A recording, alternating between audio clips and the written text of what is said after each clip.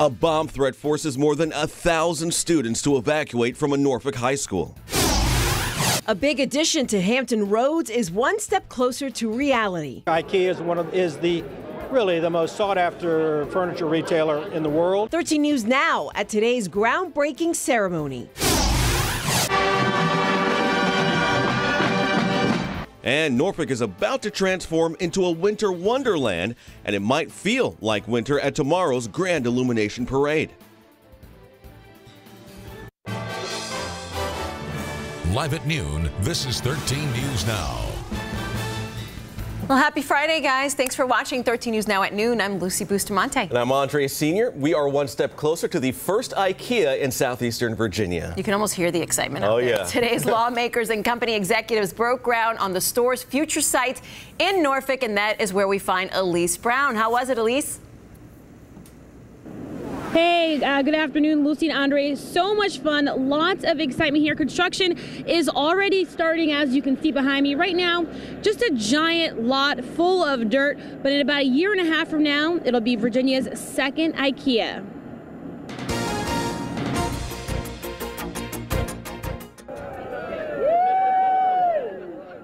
A taste of Sweden coming to the Mermaid City. The location, which sits off of Northampton Boulevard, was a bit of a square foot challenge for IKEA. It's a little smaller than our typical footprint, but due to the strong partnership that we forged with the city, we've been able to bring our optimal location or optimal size. Angel Robinson-Gaylord is president of IKEA Property USA.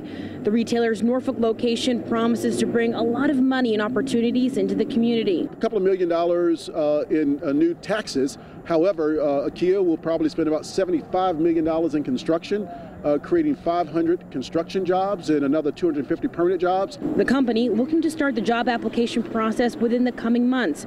A few basics they'll want potential employees to have. A willingness to be humble, to work hard, to learn. The furniture store will also have a restaurant and kids' play area. You know, to have an IKEA sends a message to those other countries in Europe. If you want to come to America and be successful, come to Virginia.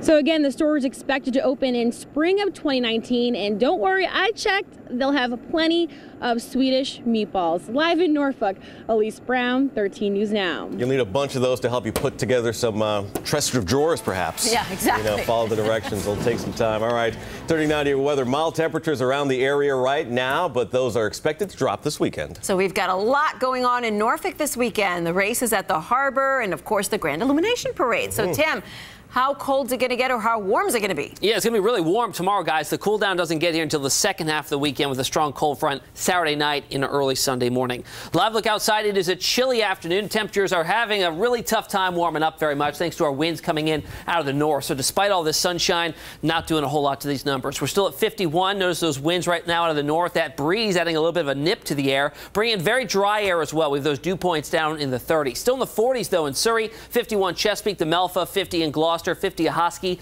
55, though, Williamsburg, 53 Edenton, and 50 out at the ocean front in Virginia Beach. Satellite imagery, though, as you saw looking outside, not a single cloud across the region, thanks to the positioning of high pressure just to our west, driving those winds down out of the north. But over time, in the next 12 to 24 hours or so, this moves east. Once that happens, our winds shift. They turn around out of the south, and that'll push us up into the 70s, or 60s to around 70, I should say, before a sharp drop comes in here late Sunday into early Monday. If you are heading to the Grand Illumination Parade tomorrow night, we had a similar setup last year with the front coming on through during the parade with some gusty winds and isolated showers. I think this front stays away until after the parade wraps up. So around 60 degrees, mostly cloudy at that point, and cooling down gradually. But 60 still warm. Last year was pretty cold. We'll talk more about how things look in Thanksgiving week coming up in just a few minutes, guys. Tim, thank you so much. A live look over downtown Norfolk right now. The Grand Illumination Parade, as Tim just said, takes place tomorrow. 60 degrees. You might still need a coat if you're going to be out there for the 33rd annual Grand Illumination Parade. So we are going to see the skyline transform tomorrow night. This year's theme is From Sea to Shining Sea. It's actually a nod to Naval Station Norfolk's centennial celebration.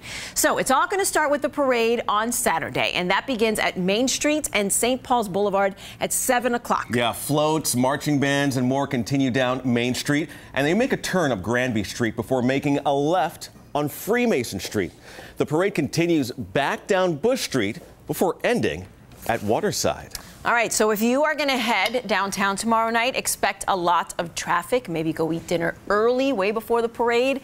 Another alternative is light rail. The Civic Plaza and MacArthur Square and Monticello stations get you very close to the route. So remember, you can avoid the lines and buy your tickets ahead of time on the HRT website.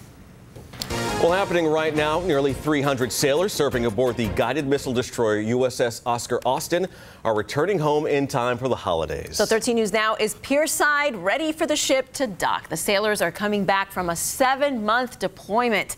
They have been in the Middle East and the Mediterranean. This was the ship's first deployment in nearly 3 years.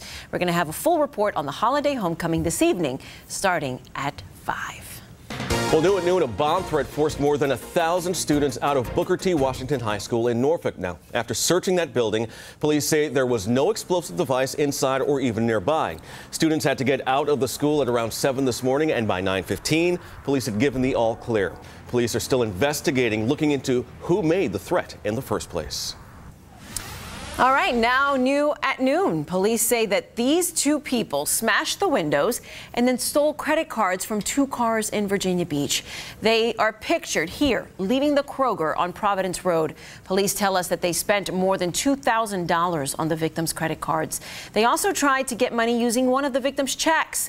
If you recognize them, call Virginia Beach Police.